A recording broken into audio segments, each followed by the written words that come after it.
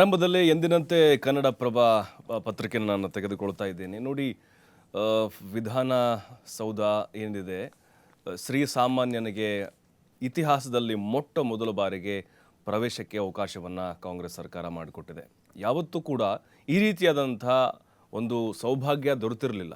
ಸಹಜವಾಗಿ ಕುತೂಹಲ ಇದ್ದೇ ಇರುತ್ತೆ. ನೋಡಿ, ಈಗ ಅಧಿವೇಶನ ಶುರುವಾಗ್ತಾ ಇದೆ ಇವತ್ತಿಂದ. ಆದರೆ ಪ್ರತಿ ಬಾರಿ ಅಧಿವೇಶನ ನಡೆಯುವಂಥ ಸಂದರ್ಭದಲ್ಲಿ ನಮ್ಮ ಕಾಮನ್ ಪೀಪಲ್ ಏನಿದ್ದಾರೆ ಅವ್ರಿಗೆ ಅಧಿವೇಶನ ಹೆಂಗೆ ನಡೆಯುತ್ತೆ, ಸಿ ಎಮ್ ಎಲ್ಲಿ ಕೂರ್ತಾರೆ, ಸ್ಪೀಕರ್ ಎಲ್ಲಿ ಕೂರ್ತಾರೆ, ಎಲ್ಲೆಲ್ಲಿ ಆಸನಗಳು ಯಾರ್ಯಾರಿಗೆ ಮೀಸಲಾಗಿರ್ತವೆ, ಓವರಾಲ್ ಕಲಾಪ ಹೇಗೆ ನಡೆಯುತ್ತೆ ಅನ್ನೋದನ್ನು ಮಾಧ್ಯಮಗಳಲ್ಲಿ ನೋಡಿರ್ತಾರೆ, ಪತ್ರಿಕೆಗಳಲ್ಲಿ ನೋಡಿರ್ತಾರೆ, ವಿಡಿಯೋಗಳಲ್ಲಿ ನೋಡಿರ್ತಾರೆ. ಆದರೆ ಆನ್ ಲೈವ್ ಏನಿದೆ, ಡೈರೆಕ್ಟಾಗಿ ನೋಡುವಂಥ ಅವಕಾಶವನ್ನು ಕಾಂಗ್ರೆಸ್ ಸರ್ಕಾರ ಕಲ್ಪಿಸಿಕೊಟ್ಟಿದೆ. ಪುಸ್ತಕ ಮೇಳವನ್ನು ಏನು ಆಯೋಜನೆ ಮಾಡ್ತು, 3 ದಿನಗಳ ಕಾಲ ಭರ್ಜರಿಯಾದಂಥ ಒಂದು ರೆಸ್ಪಾನ್ಸ್ ಸಿಕ್ಕಿದೆ ಅಂತ ಹೇಳ್ಬೋದು. ನೋಡಿ, ಸುಮಾರು ಒಂದು 3 ಲಕ್ಷ ಜನ ಮೂರು ದಿನದಲ್ಲಿ ಭೇಟಿ ಕೊಟ್ಟಿರುವಂಥ ಒಂದು ಅಂದಾಜಿದೆ. ಭಾನುವಾರ ನಿನ್ನೆ ರಜೆ ಆಗಿದ್ದರಿಂದಾಗಿ 1 ಲಕ್ಷ ಜನರು ಬರೋಬ್ಬರಿ ವಿಧಾನಸೌಧತ್ತ ಮುಖವನ್ನು ಮಾಡಿದರು. ನೋಡಿ, ಶ್ರೀ ಸಾಮಾನ್ಯನಿಗೆ ವಿಧಾನಸೌಧದಲ್ಲಿ ಪ್ರವೇಶಕ್ಕೆ ಅವಕಾಶವನ್ನು ಕಲ್ಪಿಸಿಕೊಡಲಾಯಿತು. ಇತಿಹಾಸದಲ್ಲೇ ಹಿಸ್ಟಾರಿಕಲ್ ಮೂಮೆಂಟ್ ಇದು. ಯಾಕಂತ ಹೇಳಿದ್ರೆ ನೋಡಿ, ಅಲ್ಲಿ ಎಲ್ರಿಗೂ ಕೂಡ ಅವಕಾಶ ಇರೋದಿಲ್ಲ.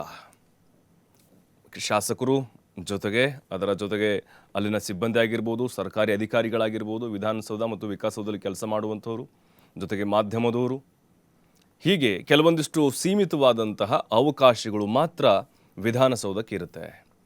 ಜನಸಾಮಾನ್ಯರು ನೋಡಿ, ನಿನ್ನೆ ಒಳಗಡೆ ಎಂಟ್ರಿ ಕೊಡ್ತಾ ಇದ್ದಂತೆ ಹೆಂಗಿತ್ತು ಅವ್ರ ಮೂಮೆಂಟ್ ಅಂತ ಹೇಳಿದ್ರೆ ಅನುಭವಿಸ್ಬಿಡ್ತಾ ಇದ್ರು. ಯಾವುದೋ ಒಂದು ಹೊಸ ಪ್ರಪಂಚಕ್ಕೆ ಬಂದಂಥ ಒಂದು ಅನುಭವ ಆಗ್ತಾ ಇತ್ತು.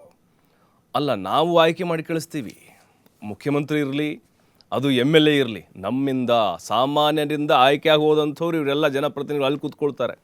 ನಮಗೆ ಅವಕಾಶ ಇಲ್ಲಪ್ಪ ಅಂಥೇಳಿ ಎಷ್ಟೋ ಜನ ವಿಧಾನಸೌಧ ಮುಂದೆ ಹೋಗ್ತಾ ಇದ್ದ ನೋಡ್ತಾ ಸಂದರ್ಭದಲ್ಲಿ ಅವಕಾಶ ಇಲ್ಲಪ್ಪ, ಇದು ವಿಧಾನಸೌಧ ಹೌದು, ನಮ್ಮ ನಾಳುವಂಥವ್ರು ಒಳಗಡೆ ಕೂರ್ತಾ ಇದ್ದಾರೆ, ನಾವು ಅವ್ರಿಗೆ ವೋಟ್ ಮಾಡಿ ಒಳಗಡೆ ಕಳಿಸಿದ್ದು, ಹಾಗಾಗಿ ಅವ್ರು ಒಳಗಡೆ ಕೂತಿದ್ದು, ನಮಗೆ ಬಿಡಲ್ಲಲ್ಲಪ್ಪ ಇವರು ಒಳಗಡೆ ಅಂತ ಜನಸಾಮಾನ್ಯರ ತಲೆಯಲ್ಲಿ ನಮಗೂ ತಲೆಗೆ ಬಂದಿದ್ದು ಉಂಟು ಅದು.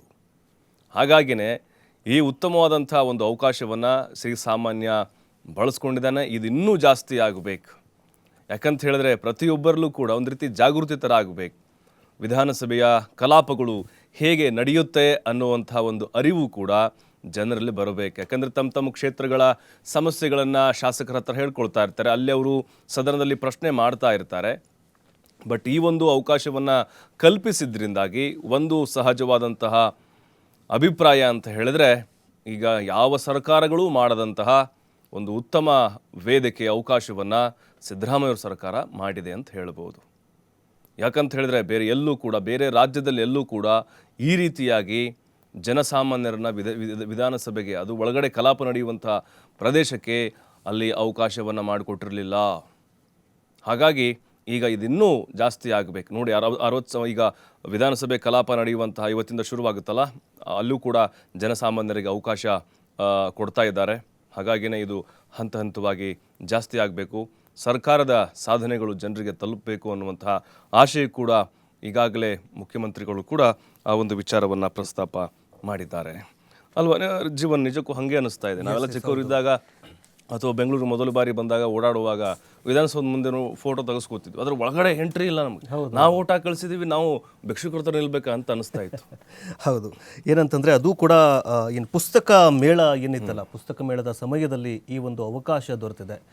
ಕರ್ನಾಟಕ ತುಂಬ ಜನ 2 ಲಕ್ಷಕ್ಕೂ ಹೆಚ್ಚು ಜನ ಪುಸ್ತಕ ಮೇಳದಲ್ಲಿ ಭಾಗಿಯಾದರು ಅಂತ.